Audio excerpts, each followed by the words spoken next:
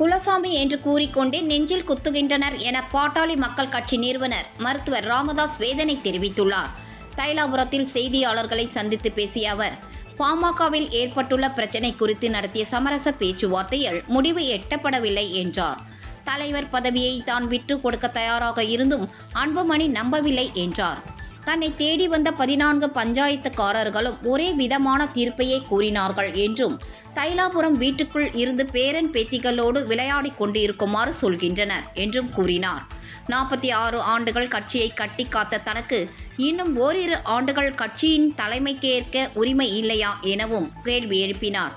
ஓரிரு ஆண்டுகள் பொறுத்திருந்தால் தானே அன்புமணிக்கு முடிச்சூட்டு விழா நடத்தியிருப்பேன் என்று கூறினார். தந்தைக்கு பிறகே தனையன், ஐயாவுக்கு பிறகே அன்புமணி என்பது எல்லோரும் சொல்லும் வார்த்தை.